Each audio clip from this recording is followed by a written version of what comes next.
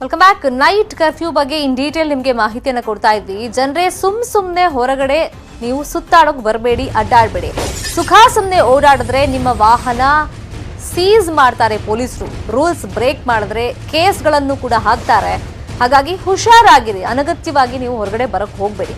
ಒಂದು medical emergency ಅಥವಾ ನೀವು ಮೊದಲೇ ಬಸ್ ಟಿಕೆಟ್ ಬುಕ್ ಮಾಡಿದ್ರಿ ಅಂತಂದರೆ ಆ ಡಾಕ್ಯುಮೆಂಟ್ಸನ್ನು ತೋರಿಸ್ಬೇಕಾಗತ್ತೆ. ಅದನ್ನು ಹೊರತುಪಡಿಸಿ ನೀವೇನಾದರೂ ಸುಮ್ಮನೆ ಹೊರಗಡೆ ಬಂದರೆ ನಿಮ್ಮ ಮೇಲೆ ಕೇಸ್ ಹಾಕ್ತಾರೆ, ನಿಮ್ಮ ವೆಹಿಕಲ್ ಸೀಸ್ ಮಾಡ್ತಾರೆ. ಅದಕ್ಕೆ ಹೇಳ್ತಿರೋದು ಪದೇ ಪದೇ ಹುಷಾರಾಗಿರಿ, ಅನಗತ್ಯವಾಗಿ ಹೊರಗಡೆ ಬರಬೇಡಿ ಅಂತ. ರಾಜ್ಯದಲ್ಲಿ 8 ನಗರಗಳಲ್ಲಿ ಆಲ್ರೆಡಿ ಈಗ ನೈಟ್ ಕರ್ಫ್ಯೂ ಜಾರಿಗೆ ಬಂದಿದೆ. ಮುಂದಿನ 10 ದಿನಗಳ ಕಾಲ, ಇವತ್ತು ಸೇರಿ 10 ದಿನಗಳ ಕಾಲ ಇದು ಇರುತ್ತೆ. ನಾಳೆ ಬೆಳಗ್ಗೆ 5 ಗಂಟೆ ತನಕ ನೈಟ್ ಕರ್ಫ್ಯೂ ಜಾರಿಯಲ್ಲಿ ಇರುತ್ತೆ. ಮತ್ತೆ ನಾಳೆ ರಾತ್ರಿ 10 ಗಂಟೆಯಿಂದ ಸ್ಟಾರ್ಟ್ ಆಗುತ್ತೆ. ರಾಜ್ಯದ 7 ಜಿಲ್ಲೆಗಳ 8 ನಗರಗಳಲ್ಲಿ ನೈಟ್ ಕರ್ಫ್ಯೂ ಜಾರಿಗೆ ಬಂದಿರೋದು. ಬಟ್ ಕೆಲವೊಂದಿಷ್ಟು ಏರಿಯಾಗಳಲ್ಲಿ ನಾವು ನೋಡ್ತಾ ಇದ್ದೀವಿ, ಒಂದಿಷ್ಟು ಜನ ನಮಗಿನ್ನೂ ಗೊತ್ತಿರಲಿಲ್ಲ, ಅಧಿಕೃತವಾಗಿ ಮಾಹಿತಿ ನಮಗೆ ಗೊತ್ತೇ ಆಗಿರಲಿಲ್ಲ. ಮತ್ತು ರೂಟ್ ಚೇಂಜ್ ಎಲ್ಲ ಮಾಡಿಬಿಟ್ಟಿದ್ದಾರೆ. ಹಾಗಾಗಿ ಫ್ಲೈಓವರ್ ಎಲ್ಲ ಬಂದ್ ಮಾಡಿರೋದ್ರಿಂದ ಸೊ ಎಲ್ಲಿಂದ ಎಲ್ಲಿಗೆ ಹೋಗಬೇಕು ಅನ್ನೋದೇ ಸ್ವಲ್ಪ ಕನ್ಫ್ಯೂಷನ್ ಆಗ್ತಿದೆ. ಅದಕ್ಕೆ ಡಿಲೇ ಆಗ್ತಿದೆ ಅಂತೆಲ್ಲ ಹೇಳ್ತಾ ಇದ್ರು. ಈಗ 10 ಗಂಟೆಗೆ ನೀವು ಮನೆಗೆ ಸೇರಬೇಕು ಅಂತಂದರೆ ಶಾಪಿಂಗ್ ಕಾಂಪ್ಲೆಕ್ಸ್ ಇರ್ಬೋದು ಅಥವಾ ಬೇರೆ ಬೇರೆ ಅಂಗಡಿ ಮುಂಗಟ್ಟುಗಳನ್ನು 10 ಗಂಟೆಗೆ ಬಂದ್ ಮಾಡೋದಲ್ಲ.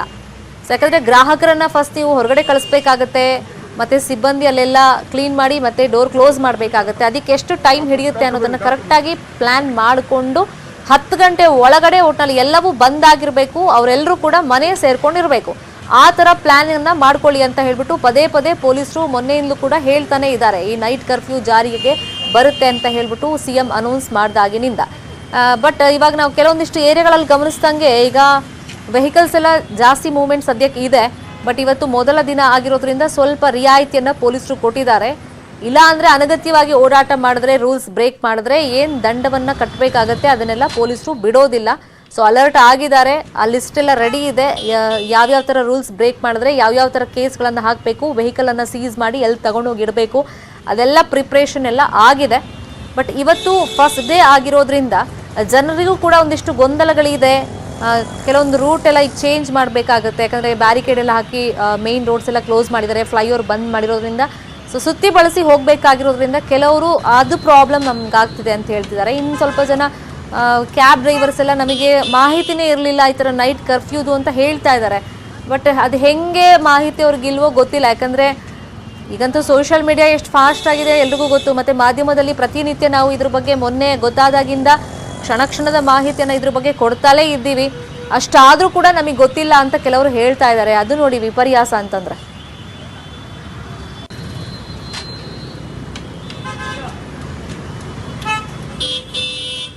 ಇನ್ನು ಮೈಸೂರು ಹಾಗೇನೆ ಮಂಗಳೂರು ನಗರದಲ್ಲಿ ನೈಟ್ ಕರ್ಫ್ಯೂ ಎಫೆಕ್ಟ್ ಯಾವ ತರ ಇದೆ, ಸದ್ಯದ ಅಪ್ಡೇಟ್ ಕೊಡೋದಕ್ಕೆ ನೇರ ಸಂಪರ್ಕದಲ್ಲಿ ಮೈಸೂರಿಂದ ನಮ್ಮ ರಿಪೋರ್ಟರ್ ಪುಟ್ಟಪ್ಪ ಹಾಗೇನೆ ಮಂಗಳೂರಿಂದ ನಮ್ಮ ರಿಪೋರ್ಟರ್ ಕಿಶನ್ ಶೆಟ್ಟಿ ನಮ್ಮನ್ನ ಜಾಯಿನ್ ಆಗಿದ್ದಾರೆ. ಪುಟ್ಟಪ್ಪ, ಬೆಂಗಳೂರಲ್ಲಿ ನಾವು ನೋಡ್ದಂಗೆ 10 ಗಂಟೆ ಆದ್ಮೇಲೆ ಸ್ವಲ್ಪ ವೆಹಿಕಲ್ ಮೂವ್ಮೆಂಟ್ ಇತ್ತು. ಕೆಲವರಿಗೆ ಗೊತ್ತಿರಲಿಲ್ಲ ಅಂದ್ರು, ಕೆಲವರು ರೂಟ್ ಚೇಂಜ್ ಆಗಿದೆ, ಸ್ವಲ್ಪ ಕನ್ಫ್ಯೂಷನ್ಸ್ ಎಲ್ಲ ಆಗ್ತಿದೆ ಅಂತ. ಮತ್ತೆ ಪೊಲೀಸರು ಕೂಡ ಸ್ವಲ್ಪ ಹೊತ್ತು ರಿಯಾಯಿತಿ ಕೊಟ್ಟಿದ್ದಾರೆ. ಇಲ್ಲಿ ಮೈಸೂರಲ್ಲಿ ಇವಾಗ ಎಲ್ಲ ಕ್ಲಿಯರ್ ಆಗಿದೆಯಾ ಅಥವಾ ಅಲ್ಲೂ ಸ್ವಲ್ಪ ಗೊಂದಲಗಳು ಅಥವಾ ಪೊಲೀಸರು ರಿಯಾಯಿತಿ ಕೊಟ್ಟಿರೋದೇನಾದ್ರು ಆಗ್ತಾ ಇದೆಯಾ?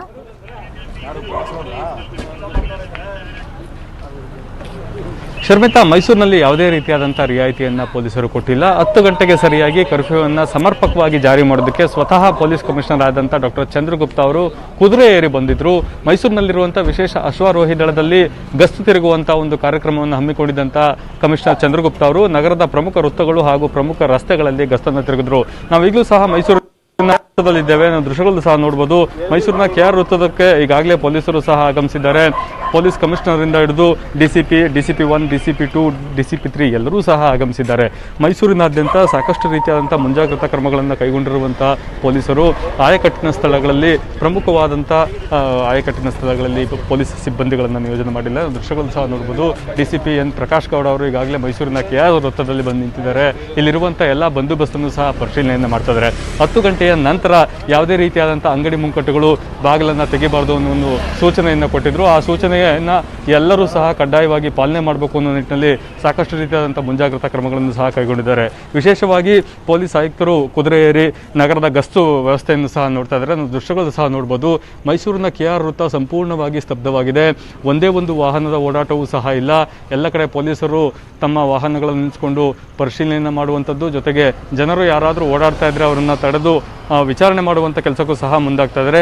ಕೇವಲ ಅಗತ್ಯ ವಸ್ತುಗಳು ಅಥವಾ ಅನಿವಾರ್ಯತೆ ಇದ್ದರೆ ಮಾತ್ರ ಸಾರ್ವಜನಿಕರು ಓಡಾಟವನ್ನು ಮಾಡಬೇಕು, ಅಥವಾ ಇಲ್ಲದಿದ್ದರೆ ಯಾರೂ ಸಹ ಓಡಾಟವನ್ನು ಮಾಡಬಾರ್ದು ಅಂತ ನಿಟ್ಟಿನಲ್ಲಿ ಯಾವುದಾದ್ರೂ ಒಂದು ಕಾರಣವನ್ನು ಇಟ್ಕೊಂಡು ಸಾರ್ವಜನಿಕರು ಓಡಾಟವನ್ನು ಮಾಡಬೇಕು. ಆ ನಿಟ್ಟಿನಲ್ಲಿ ಸಂಪೂರ್ಣವಾಗಿ ಬಂದನ್ನು ಅಥವಾ ನೈಟ್ ಕರ್ಫ್ಯೂವನ್ನು ಮೈಸೂರಿನಲ್ಲಿ ಯಶಸ್ವಿ ಮಾಡಿದ್ದಾರೆ ಅಂತ ಹೇಳ್ಬೋದು. ನಾನೀಗ ತೋರಿಸ್ತಾ ಇರುವಂಥದ್ದು ಮೈಸೂರಿನ ಅರಸು ರಸ್ತೆ ಸಂಪೂರ್ಣವಾಗಿ ಸ್ತಬ್ಧವಾಗಿದೆ. ಅರಸು ರಸ್ತೆಯಲ್ಲಿ ಯಾವುದೇ ರೀತಿಯಾದಂಥ ಅಂಗಡಿ ಮುಂಕಟ್ಟುಗಳು ಅಥವಾ ವ್ಯಾಪಾರ ವಹಿವಾಟು ನಡೀತಾ ಇಲ್ಲ. ಇಡೀ ರಸ್ತೆ ಸಂಪೂರ್ಣವಾಗಿ ಖಾಲಿ ಆಗಿರುವಂಥ ದೃಶ್ಯಗಳನ್ನು ಸಹ ನೀವು ನೋಡ್ಬೋದು. ರಸ್ತೆಯಲ್ಲಿ ಯಾವುದೇ ರೀತಿಯಾದಂಥ ವ್ಯಾಪಾರ ವಹಿವಾಟು ಇಲ್ಲ. ಇಷ್ಟೊತ್ತಿನಲ್ಲಿ ಈ ರಸ್ತೆಯಲ್ಲಿ ವ್ಯಾಪಾರ ನಡೀತಾ ಇತ್ತು. ನೈಟ್ ಕರ್ಫ್ಯೂ ಜಾರಿ ಆಗಿರೋದ್ರಿಂದ ಯಾವ ನಿಟ್ಟಿನಲ್ಲೂ ಸಹ ಜಾರಿ ಆಗ್ತಲ್ಲ. ಇನ್ನು DCP 2 ಆದಂಥ ಕವಿತಾ ಅವರು ಸಹ ಇದೀಗ ಸ್ಥಳಕ್ಕೆ ಬಂದು ಪರಿಶೀಲನೆಯನ್ನು ನಡೆಸ್ತಾ ಇದ್ದಾರೆ. ಎಲ್ಲೂ ಸಹ ಯಾವುದೇ ರೀತಿಯಲ್ಲೂ ಸಹ ಸಂಚಾರ ನಿಯಮ ಉಲ್ಲಂಘನೆ ಆಗಬಾರ್ದು. ಯಾಕಂದರೆ ಅವರು ಸಂಚಾರಕ್ಕಾಗಿ ಇರುವಂಥ ವಿಶೇಷವಾದಂಥ DCP ಅವರು ಆ ನಿಟ್ಟಿನಲ್ಲಿ ಸಾಕಷ್ಟು ರೀತಿಯಾದಂಥ ಮುಂಜಾಗ್ರತಾ ಕ್ರಮಗಳನ್ನು ಕೈಗೊಂಡಿದ್ದಾರೆ. ಇನ್ನು ಮೈಸೂರಿನ ಸಯ್ಯಾಜಿರಾವ್ ರಸ್ತೆಯೂ ಸಹ ಸಂಪೂರ್ಣವಾಗಿ ಬಂದಾಗಿದೆ. KR ವೃತ್ತ ಒಂದು ಬಂದಾದರೆ ಇಡೀ ಮೈಸೂರು ಬಂದಾದಂತೆ ಅನ್ನೋ ಒಂದು ವಾತಾವರಣ ಇಲ್ಲಿ ಸಂಪೂರ್ಣವಾಗಿ ನಿರ್ಮಾಣವಾಗಿದೆ. ಒಟ್ಟಿನಲ್ಲಿ ಇವತ್ತಿನಿಂದ ಜಾರಿಯಾಗಿರುವಂಥ ಏನು ನೈಟ್ ಕರ್ಫ್ಯೂ ಮೈಸೂರಿನಲ್ಲಿ ಎಲ್ಲದಕ್ಕಿಂತ ಪ್ರಮುಖವಾಗಿ ಮೈಸೂರಿನಲ್ಲಿ ಹೆಚ್ಚಾಗಿ ಜಾರಿಯಾಗಿದೆ ಅಂತ ಹೇಳ್ಬೋದು. ಈಗಾಗಲೇ ಮೈಸೂರು ಫೈನ್. ಈ ಕ್ಷಣದ updates thank you so much Puttappa. ಮತ್ತೆ ನಮ್ಮಿಂದ ಇನ್ಫಾರ್ಮೇಶನ್ ಅನ್ನು ಪಡ್ಕೊಳ್ತೀನಿ. ಇನ್ನು ಮಂಗಳೂರಲ್ಲಿ ಸಿಚುವೇಶನ್ ಸದ್ಯಕ್ಕೆ ಹೇಗಿದೆ? ಕರ್ಫ್ಯೂ ಕಟ್ಟುನಿಟ್ಟಾಗಿ ಜಾರಿಗೆ ಬಂದಿದೆಯಾ ಇಲ್ವಾ? ಕಿಶನ್ ಹಾಗೆ ಲೈನಲ್ಲಿ ಇರಿ, ನಿಮ್ಮ ಹತ್ರ ಮಾಹಿತಿನ ಪಡ್ಕೊಳ್ತೀನಿ ಒಂದು ಬ್ರೇಕ್ ಆದ್ಮೇಲೆ. ಈಗ ರಾತ್ರಿ 10 ಗಂಟೆ ಮೇಲೆ ಯಾರಿಗೆ ಓಡಾಡಲಿಕ್ಕೆ ಅನುಮತಿ ಇಲ್ಲ. ನೀವು ಹೊರಗೆ ಬರಂಗಿಲ್ಲ. ನೀವು ಹೊರಗೆ ಬಂದರೆ ನಾವು ಅದಕ್ಕೆ ಕಠಿಣವಾದ ಕ್ರಮ ತಗೊಳ್ತೀವಿ. ರಾತ್ರಿ 10ರಿಂದ ಬೆಳಗ್ಗೆ 5 ಗಂಟೆವರೆಗೆ ಕರೋನಾ ಕರ್ಫ್ಯೂ. Welcome back. ಮಂಗಳೂರಲ್ಲಿ ನೈಟ್ ಕರ್ಫ್ಯೂ ಯಾವ ತರ ಇದೆ ಸಿಚುವೇಶನ್, ಇದ್ರ ಬಗ್ಗೆ ಎಕ್ಸ್ಪ್ಲೈನ್ ಮಾಡೋದಕ್ಕೆ ಆಗಲೇ ನಮ್ಮ ರಿಪೋರ್ಟರ್ ಕಿಶನ್ ಲೈವ್ ನಲ್ಲಿ ಜಾಯಿನ್ ಆಗಿದ್ರು. ಕಿಶನ್, ಮಂಗಳೂರಲ್ಲಿ ಕಟ್ಟುನಿಟ್ಟಾಗಿ ನೈಟ್ ಕರ್ಫ್ಯೂ ಜಾರಿಗೆ ಬಂದಿದೆಯಾ ಅಥವಾ ಮೊದಲ ದಿನ ಆಗಿರೋದ್ರಿಂದ ಕೆಲವರಿಗೆ ನಮಗೆ ಗೊತ್ತೇ ಇರಲಿಲ್ಲ ಅಂತ ಹೇಳ್ಬಿಟ್ಟು ಏನಾದ್ರು ಹೇಳಿ ರಿಯಾಯಿತಿ ಏನಾದ್ರು ಕೊಡ್ತಾ ಇದ್ದಾರಾ, ಹೆಂಗೆ?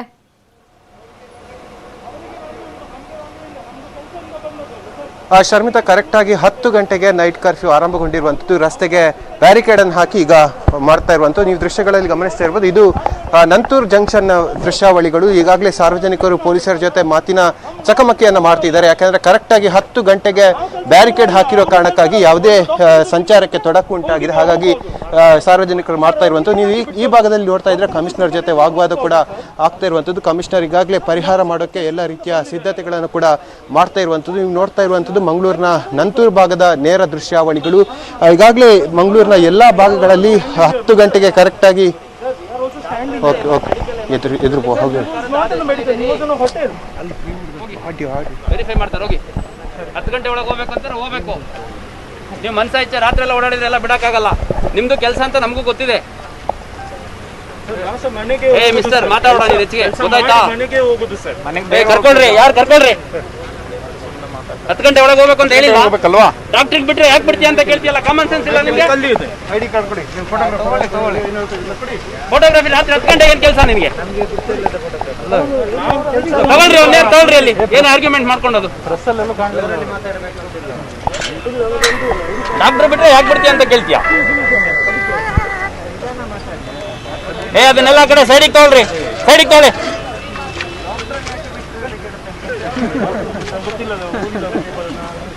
ಕರ್ಕೊಳ್ಳಿ ಅಂತ Hegde take him to custody. Photographer ಇದ್ರೆ 10 ಗಂಟೆಗೆ ಏನು ಕೆಲಸ? ಇದು ಕಮಿಷನರ್ ಅವರು ಮಾತಾಡ್ತಿರೋ ದೃಶ್ಯಗಳಲ್ಲಿ ಫೋಟೋಗ್ರಾಫರು ಯಾವ ಮೀಡಿಯಾದವರು ವೆರಿಫೈ ಮಾಡಿಸ್ಲಿ, ವೆರಿಫೈ ಮಾಡಿಸಿ ಸರ್. ಬಂದೆ ಸರ್.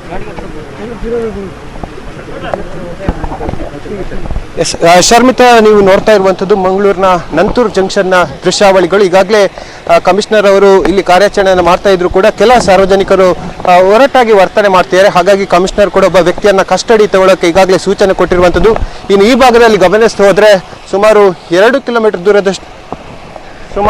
ಕಿಲೋಮೀಟರ್ದಷ್ಟು ಈಗಾಗಲೇ ಉದ್ದದ ಲೈನ್ಗಳನ್ನು ಕೂಡ ನೀವು ಗಮನಿಸ್ತಿರ್ಬೋದು. ಕಮಿಷನರ್ ಈಗಾಗಲೇ ಆ ವ್ಯಕ್ತಿಯನ್ನ ವಿಚಾರಣೆ ಮಾಡ್ತಾ ಇದ್ದಾರೆ. ಹಾಗಾಗಿ ಎಲ್ಲ ರೀತಿಯ ಅದನ್ನ ಕಾರಣಗಳನ್ನು ಕೂಡ ಕೇಳ್ತಾ ಇರುವಂಥದ್ದು ನೀವು ಗಮನಿಸ್ತಾ ಇರ್ಬೋದು. ಯಾಕಂದ್ರೆ ಪೊಲೀಸರು ಕಟ್ಟುನಿಟ್ಟಾಗಿ ಎಲ್ಲ ಕ್ರಮಗಳನ್ನು ವಹಿಸ್ಕೊಂಡಿದ್ರು ಮತ್ತು ಸೂಚನೆಗಳನ್ನು ಕೊಟ್ಟರು ಕೂಡ ಜನರು ಈ ರೀತಿಯಾಗಿ ಮಾಡ್ತಾ ಇರೋದು. ಈಗ ಕಮಿಷನರ್ ಅವರು ಕೂಡ ನಮ್ಮ ಜೊತೆ ಇದ್ದಾರೆ, ಅವ್ರ ಜೊತೆ ಮಾತಾಡ್ತೀನಿ. ಸರ್, ನೀವು ಇಷ್ಟು ಎಚ್ಚರಿಕೆಯನ್ನು ಕೊಟ್ಟರು ಕೂಡ ಈಗ ಯಾಕೆ ಆಗ್ತಿದೆ? ಸಾರ್ವಜನಿಕರು ಯಾಕೆ ಎಚ್ಚರಿಕೆ? ಇಲ್ಲ ನೋಡಿ, ಸಾರ್ವಜನಿಕರು ಅರ್ಥ ಮಾಡ್ಕೋಬೇಕು. ಅವ್ರು ಯಾರೋ ಫೋಟೋಗ್ರಾಫರ್ ಇದ್ದಾರಂತೆ, ಸಂತೋಷ. 10 ಗಂಟೆ ಒಳಗಡೆ ಹೋಗ್ಲಿಕ್ಕೆ ಸೂಚನೆ ಇದೆ. ಅಲ್ಲಿ ಡಾಕ್ಟ್ರದ್ದು ಒಂದು ಎಮರ್ಜೆನ್ಸಿ ವೆಹಿಕಲ್ ಇದೆ, ಅವರು ID ಕಾರ್ಡ್ ತೋರಿಸ್ತಾ ಇದ್ದಾರೆ ಡಾಕ್ಟ್ರು. ಅವ್ರನ್ನ ಬಿಟ್ಟರೆ ಅವ್ರನ್ನ ಯಾಕೆ ಬಿಡ್ತೀರಿ, ನಮ್ಮನ್ನ ಯಾಕೆ ಬಿಡಲ್ಲ ಅಂತ ವಾದ ಮಾಡೋದು, ಇದೆಲ್ಲ ಸರಿಯಲ್ಲ. ಎಸೆನ್ಷಿಯಲ್ ಸರ್ವಿಸಸ್ ಯಾವುವು ಮತ್ತು ಯಾರಿಗೆ ಸಡಿಲಿಕ್ಕೆ ಕೊಟ್ಟಿದೆ ಅನ್ನೋಂಥ ಸ್ಪಷ್ಟ ನಿರ್ದೇಶನ ಇದೆ. ಹಂಗಿದ್ದಾಗ ನಾವು ಆದ್ಯತೆ ಮೇಲೆ ಅವ್ರನ್ನ ಬಿಡಬೇಕಾಗತ್ತೆ. ಆ್ಯಂಬುಲೆನ್ಸ್ ಬಂದಾಗ ಯಾಕೆ ಬಿಡ್ತೀರಿ ಅಂತ ಪ್ರಶ್ನೆ ಮಾಡ್ತಾರೆ. ಅಥವಾ ಇನ್ಯಾರು ಫುಡ್ ಡೆಲಿವರಿ ಮಾಡೋವಂಥವ್ರಿಗೆ ಯಾಕೆ ಬಿಡ್ತೀರಿ, ಇದೆಲ್ಲ ವಿತಂಡವಾದ. ಇದರ ಅವಶ್ಯಕತೆ ಇಲ್ಲ. ಪ್ರತಿಯೊಬ್ಬರಿಗೂ ಇಲ್ಲೇನಿದೆ ಪರಿಶೀಲನೆ ಮಾಡಿ ಯಾರ್ಯಾರಿಗೆ ಬಿಡಲಿಕ್ಕೆ ಅವಕಾಶ ಇದೆ ಎಲ್ಲರಿಗೂ ಬಿಡ್ತೀವಿ. ಮತ್ತು ಪೊಲೀಸರಲ್ಲಿ ರಸ್ತೆಯಲ್ಲಿ ಮಧ್ಯರಾತ್ರಿಯಲ್ಲಿ ಕೆಲಸ ಮಾಡಬೇಕಾದ್ರೆ ಎಲ್ಲರೂ ಎಕ್ಸ್ಪೋಸ್ ಆಗಿ ಕೊರೋನಾ ಬರುವಂಥ ಸಾಧ್ಯತೆ ಇರುತ್ತೆ ಅಂತ ಗೊತ್ತಿದ್ದು ನಾವೆಲ್ಲ ಕೆಲಸ ಮಾಡ್ತಾಯಿದ್ವಿ. ಅದನ್ನು ಕೂಡ ರೆಸ್ಪೆಕ್ಟ್ ಮಾಡಬೇಕಲ್ಲ. ಫೋಟೋಗ್ರಾಫರ್ 10 ಗಂಟೆ 10:15 11 ಗಂಟೆ ಆಯಿತು. ಈ ಸಮಯದಲ್ಲಿ ಅವ್ರಿಗೇನು ಕೆಲಸ? ಅದು ಕೇಳಿದ್ರೆ ನಾನು ಅಲ್ಲಿ ಆ ಮೀಡಿಯಾ ವರ್ಕ್ ಮಾಡ್ತೀನಿ, ಈ ಮೀಡಿಯಾ ವರ್ಕ್ ಮಾಡ್ತೀನಿ ಅಂತ ಮೀಡಿಯಾದ ರೆಫರೆನ್ಸ್ ತೊಗೊತಾರೆ. ನಮ್ಮ ಮಾಧ್ಯಮ ಸ್ನೇಹಿತರೆ ಇವರು ಯಾವುದು ನಮ್ಮ ಮೀಡಿಯಾದಲ್ಲಿ ವರ್ಕ್ ಮಾಡ್ತಿಲ್ಲ ಅಂತ ಹೇಳ್ತಾರೆ. ಸೊ ಹಂಗಾಗಿ ಏನು ಸೂಚನೆಗಳಿದೆ ಸರ್ಕಾರದ್ದು ಅದನ್ನೆಲ್ಲ ಯಾರು ಇವಾಗ ಆ ವ್ಯಕ್ತಿಯನ್ನು ಅನಕ್ಷರಸ್ಥ ಅಲ್ಲ, ನಮಗೆಲ್ಲ ಸಾಮಾಜಿಕ ಪ್ರಜ್ಞೆನೂ ಇದೆ. ಹಾಗಾಗಿ ಸಹಕರಿಸುವಂಥ ಕೆಲಸ ಮಾಡಬೇಕು. ಇವಾಗ ನೋಡಿ, ಸಾಕಷ್ಟು ವಾಹನಗಳು, ಈ ಪ್ಯಾಸೆಂಜರ್ ಕ್ಯಾರಿಯೇಜಸ್ಸು, ಬಸ್ಸಸ್ಸು, ಲಗೇಜ್ ಕ್ಯಾರಿಯೇಜಸ್ಸು ಮತ್ತು ಎಲ್ಲೆಲ್ಲಿ ಕುಟುಂಬಗಳಿದ್ವು, ಚಿಕ್ಕ ಚಿಕ್ಕ ಮಕ್ಕಳಿದ್ವು, ನಾವೇ ಫೆಸಿಲಿಟೇಟ್ ಮಾಡಿ ಬಿಡ್ತಾಯಿದ್ವಿ. ಯಾಕಂದರೆ ನಮಗೂ ಅರ್ಥ ಆಗುತ್ತೆ ಇದು ಮೊದಲನೇ ದಿನ ಇದೆ, ಸ್ವಲ್ಪ ಸಣ್ಣ ಪುಟ್ಟ ವ್ಯತ್ಯಾಸಗಳಾಗುತ್ತೆ ಅಂತ. ಆದರೆ ಇಲ್ಲಿ ಆರ್ಗ್ಯುಮೆಂಟ್ ಮಾಡುವಂಥದ್ದು ಅವಶ್ಯಕತೆ ಇಲ್ಲ. ಈಗ ಬಸ್ಗಳಲ್ಲಿ ಹೋಗೋ ಬಸ್ ಟಿಕೆಟ್ ತೋರಿಸಿದ ತಕ್ಷಣ ಬಿಡ್ತಾಯಿದ್ದೀವಿ, ಟ್ರೈನ್ ಟಿಕೆಟ್ ತೋರಿಸಿದ ತಕ್ಷಣ ಬಿಡ್ತಾಯಿದ್ದೀವಿ. ಏರ್ಪೋರ್ಟ್ ಹೋಗೋರಿಗೆ ಫೆಸಿಲಿಟೇಟ್ ಮಾಡ್ತಾಯಿದ್ದೀವಿ, ಹಾಸ್ಪಿಟ್ಲ್ಗಳಿಗೆ ಹೋಗೋರಿಗೆ, ಪೇಷಂಟ್ಗಳಿಗೆ ಎಲ್ಲರಿಗೂ ಫೆಸಿಲಿಟೇಟ್ ಮಾಡ್ತಾಯಿದ್ದೀವಿ. ಇಲ್ಲಿ ನಾವೇನು ಯಾರಿಗೇನು ತೊಂದರೆ ಕೊಡಬೇಕು ಅನ್ನೋ ಉದ್ದೇಶ ಇಲ್ಲ. ಕೆಲವರು ಈ ಥರ ಅನುಚಿತವಾಗಿ ವರ್ತನೆ ಮಾಡುವಂಥದ್ದು ಮಾಡ್ತಾರೆ. ಇವಾಗ ನಾವಿಲ್ಲಿ ಅಧಿಕಾರಿಗಳಿದ್ದಾಗೆ ಈ ಥರ ನಡ್ಕೋತಾರೆ ಅನ್ನೋದಾದರೆ ಸಿಬ್ಬಂದಿಗಳ ಜೊತೆ ಯಾವ ರೀತಿ ನಡ್ಕೋತಾರೆ ಅನ್ನೋಂಥದ್ದು ತಾವು ಊಹೆ ಮಾಡ್ಬೋದು. ಸರ್, ಈಗ ಇಷ್ಟು ದೊಡ್ಡ ಕ್ಯೂ ಇದೆ ಅಂಥವ್ರಿಗೆ ಈಗ ಕೇಸ್ ಹಾಕೋದಾ ಏನು? ಇಲ್ಲ, ಅದನ್ನೆಲ್ಲ ಪರಿಶೀಲನೆ ಮಾಡ್ತೀವಿ. ಇವಾಗ ಯಾವ ಕೆಲವರೆಲ್ಲ ಅದರಲ್ಲಿ ಕಂಪ್ನಿಗಳಿಗೆ ಹೋಗಿ ಬಂದವರು ಮತ್ತು ತಮ್ಮ ಕೆಲಸಗಳಿಗೆ ಹೋಗಿ ಬಂದವರು ಇದ್ದಾರೆ, ಅದನ್ನೆಲ್ಲ ಪರಿಶೀಲನೆ ಮಾಡಿಬಿಟ್ಟಿದ್ವಿ. ಇಲ್ಲಿ ನೋಡಿ, ಇಲ್ಲಿ ನಾವು ಗಾಡಿ ನಿಲ್ಲಿಸಿ ಫೈನ್ ಕಲೆಕ್ಟ್ ಮಾಡಿ ಸರ್ಕಾರಕ್ಕೆ ದುಡ್ಡು ಜಮಾ ಮಾಡೋದಲ್ಲ ನಮ್ಮ ಆದ್ಯತೆ. ನಮ್ಮ ಆದ್ಯತೆ ಅವರಿಗೆ ಮನವರಿಕೆ ಮಾಡಿಕೊಟ್ಟು ಕರೋನಾ ಕರ್ಫ್ಯೂನ ಜಾರಿ ಮಾಡುವಂಥದ್ದು. ಹೀಗಾಗಿ ಇವಾಗ ಏನು ನಿರ್ಧಾರ ತೊಗೊಂಬಿಟ್ಟು ಸೂಕ್ತ ಕ್ರಮ ಕೈಗೊಳ್ತೀವಿ. ಇದು ಕಮಿಷನರ್ ಅವರು ಕೊಟ್ಟಿರುವಂತಹ ಸ್ಪಷ್ಟನೆ. ಹಾಗಾಗಿ ನೀವು ದೃಶ್ಯಗಳಲ್ಲಿ ಗಮನಿಸ್ತಾ ಹೋದ್ರೆ ಈಗಾಗಲೇ ಎಲ್ಲರನ್ನ ಪರಿಶೀಲನೆ ಮಾಡಿ ಅವರನ್ನ ಬಿಡುವಂತ ಕೆಲಸವನ್ನು ಈಗಾಗಲೇ ಇಲ್ಲಿ ಮಾಡ್ತಾ ಇರುವಂಥದ್ದು. ಯಾರೆಲ್ಲ ಕರೆಕ್ಟಾಗಿ ದಾಖಲೆಗಳನ್ನು ತೋರಿಸ್ತಿದ್ದಾರೆ ಅಥವಾ ಕರೆಕ್ಟಾಗಿ ಇಂತಹ ಅಗತ್ಯ ಕೆಲಸಗಳಿಗೆ ಹೋಗ್ತಿದ್ದಾರೆ ಅಂಥವರಿಗೆ ರಿಯಾಯಿತಿಯನ್ನು ಕೊಡಲಾಗಿದೆ. ಮತ್ತು ಆದರೆ 10 ಗಂಟೆ ನಂತರವರೆಗೆ ಕೂಡ ಸಮಯವನ್ನು ಕೊಟ್ಟರು ಕೂಡ ಅನಂತರವಾಗಿ ಅರ್ಧ ಮುಕ್ಕಾಲು ಗಂಟೆ ಪೊಲೀಸರು ಇದ್ರೂ ಕೂಡ ಏನು ಮಾಡಲ್ಲ ಅನ್ನೋ ಮನೋಭಾವದಿಂದ ಯಾರು ಬಂದಿರ್ತಾರೆ ಅವರಿಗೆ ಮಾತ್ರ ಈ ಬಾರಿ ಕೇಸನ್ನು ಹಾಕುವಂಥ ಎಲ್ಲ ಲಕ್ಷಣಗಳು ಕೂಡ ಸದ್ಯ ಮಟ್ಟಿಗೆ ಕಾಣ್ತಾ ಇದೆ. ಶರ್ಮಿತಾ, ವಿಚಾರವಾಗಿ ಮತ್ತಷ್ಟು ಮಾಹಿತಿಯನ್ನು ಕೊಡ್ತೀವಿ ಒಂದು ಬ್ರೇಕ್ ಆದ್ಮೇಲೆ. ಈಗ ರಾತ್ರಿ 10 ಗಂಟೆ ಮೇಲೆ ಯಾರಿಗೆ ಓಡಾಡಲಿಕ್ಕೆ ಅನುಮತಿ ಇಲ್ಲ. ನೀವು ಹೊರಗೆ ಬರೋಂಗಿಲ್ಲ. ನೀವು ಹೊರಗೆ ಬಂದರೆ ನಾವು ಅದಕ್ಕೆ ಕಠಿಣವಾದ ಕ್ರಮ ತಗೊಳ್ತೀವಿ. ರಾತ್ರಿ 10ರಿಂದ ಬೆಳಗ್ಗೆ 5 ಗಂಟೆವರೆಗೆ ಕರೋನಾ ಕರ್ಫ್ಯೂ. Welcome back. ಕಲಬುರಗಿಯಲ್ಲಿ ಲಾಠಿ ಹಿಡಿದು ಜನರನ್ನ ಮನೆಗೆ ಕಳಿಸ್ತಾ ಇದ್ದಾರೆ ಪೊಲೀಸರು. ನಗರದ ಹುಮ್ನಾಬಾದ್ನಲ್ಲಿ ಜನರಿಗೆ ಲಾಠಿ ರುಚಿಯನ್ನು ತೋರಿಸಿದ್ದಾರೆ. ಯಾಕಂದ್ರೆ ರಾತ್ರಿ 10 ಗಂಟೆ ಆಗಿದೆ, ನೈಟ್ ಕರ್ಫ್ಯೂ ಜಾರಿಗೆ ಬಂದರೂ ಕೂಡ ಈಗ ಸರ್ಕಾರದ ಆದೇಶಕ್ಕೆ ಡೋಂಟ್ ಕೇರ್ ಅನ್ನೋ ರೀತಿಯಲ್ಲಿ ಜನ ಕಲಬುರಗಿಯಲ್ಲೂ ಬಿಹೇವ್ ಮಾಡಿದ್ದಾರೆ. ಹಾಗಾಗಿ ಅಲ್ಲಿ ಲಾಠಿ ರುಚಿಯನ್ನು ಪೊಲೀಸರು ಅನಿವಾರ್ಯವಾಗಿ ತೋರಿಸಿದ್ದಾರೆ.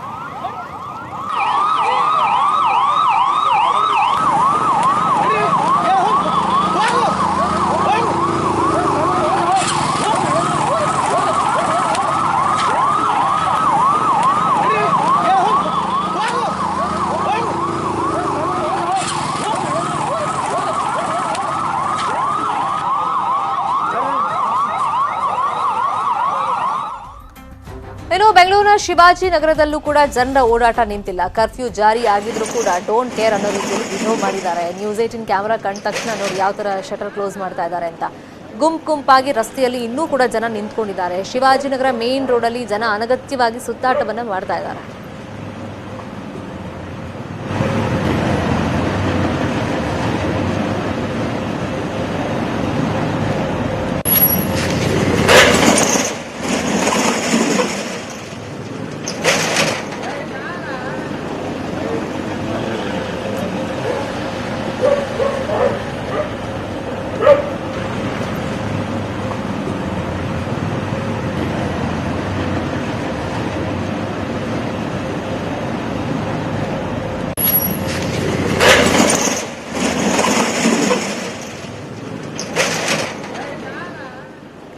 ಇದು ಬೆಂಗಳೂರು ಶಿವಾಜಿನಗರದ ದೃಶ್ಯ. ನ್ಯೂಸ್ 18 ಕ್ಯಾಮೆರಾ ಕಂಡ ತಕ್ಷಣ ತುಂಬಾ ಜನ ಅಲ್ಲಿ ವ್ಯಾಪಾರಸ್ಥರು ತಮ್ಮ ಅಂಗಡಿ ಶಟರ್ಗಳನ್ನ ಕ್ಲೋಸ್ ಮಾಡಿಕೊಂಡ್ರು. ಮತ್ತೆ ರೋಡಲ್ಲೂ ಅಷ್ಟೇ, ಮೇನ್ ರೋಡಲ್ಲಿ ಜನ ಎಷ್ಟು ನಿರಾತಂಕವಾಗಿ ಸರ್ಕಾರದ ರೂಲ್ಸ್ಗೂ ನಮಗೂ ಸಂಬಂಧ ಇಲ್ಲ, ಅದು ಯಾರಿಗೆ ರೂಲ್ಸ್ ಮಾಡ್ಕೊಂಡಿದಾರೋ ಗೊತ್ತಿಲ್ಲ ಅನ್ನೋ ರೀತಿಯಲ್ಲಿ ಬಿಹೇವ್ ಮಾಡ್ತಾ ಇದ್ದಾರೆ.